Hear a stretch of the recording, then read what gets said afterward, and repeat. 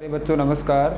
मैं RP Meena PGT geography फिर से आपके सामने एक नई वीडियो लेकर आया हूँ, जिसमें हम पढ़ेंगे मानव विकास के संदर्भ में भारत में मानव विकास सूचकांक के बारे में हम जान चुके हैं। ये एक इंडेक्स है, यह एक अंक है, मान है, जिसको हम शॉर्ट में HDI के नाम से जानते हैं। HDI की फुल फॉर्म होती है ह्यूमन डेवलपमेंट इंडेक्स, जो आपको हम पिछली वाली वीडियो में बता चुके हैं। इसमें मोटी मोटी जानकारी ये है, सन 2011 के आधार पर UNDP ने जो भारत को स्थान दिया था 172 देशों में 34वां स्थान था, जिसके अंक ये थे। अब सवाल ये आता है कि ये जो अंक है भारत का HDI 0.790, यह अंक क्या संपूर्ण भारत में एक जैसा है या नहीं है, इसके ऊपर हम चर्चा करते हैं कुछ आंकड़ों को लेकर। तो मैंने आपके सामने कुछ आंकड़े यहाँ पर लिख रखे हैं। एक तरफ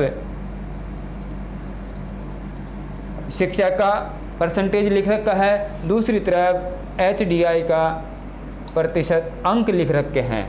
तो इन दोनों की जब हम इन दोनों की आपस में तुलना करते हैं तो हम यही पाते हैं, जहाँ पर शिक्षा का परसेंटेज अधिक है वहाँ पर HDI का अंक भी अधिक है। जहाँ पर शिक्षा का परसेंटेज कम है, जैसे बिहार की हम बात करें, मात्र 47% शिक्षा की दर है। इस शिक्षा की कम दर के कारण ही भारत में सबसे कम जो HDI है वो बिहार, ओडिशा, छत्तीसगढ़, मध्य प्रदेश, उत्तर प्रदेश, राजस्थान, इन राज्यों में कम पाई गई है। कम क्यों पाई गई है? क्योंकि यहाँ पर शिक्षा का जो प्रसार है वो काफ़ी कम है। अर्थात हम ये कह सकते हैं इसमें HDI के संदर्भ में शिक्षा जहाँ पर उच्च स्तर रखती है वहीं पर HDI भी उच्च स्तर रखता है। अर्थात इनके साथ साथ, शिक्षा के साथ साथ वहाँ पर कुछ और कारक भी है जिसकी वजह से इनका HDI निम्न है इन राज्यों का। जैसे शिक्षा का प्रसार सभी जगह पर समान रूप से सरकार के द्वारा या किसी भी कारणवश नहीं पहुंच पा रहा है ग्रामीण क्षेत्रों में। दूसरा कारण है प्राकृतिक संसाधनों का वितरण, यानी कि जो भारत एक कृषि प्रधान देश है, कृषि प्रधान देश इसलिए यहाँ के लोग प्राथमिक व्यवसाय में अधिक संलग्न है, जिनमें प्राकृतिक संसाधनों की महत्वपूर्ण भूमिका होती है। जो प्राकृतिक संसाधन सब जगह पर समान रूप से वितरित नहीं है। जैसे भारत के पश्चिमी भाग, उत्तर पश्चिम भाग की बात करें तो जहाँ पर यानी कि बरसात, पानी की कमी या उच्च तापमान, धूल भरी प्राकृतिक प्रकोप के कारण वहाँ पर प्राकृतिक संसाधनों की कमी। उत्तरी पूर्वी भारत की बात करें तो वहाँ पर अधिक वर्षा होने के कारण बाढ़ जैसी स्थिति बन जाती है।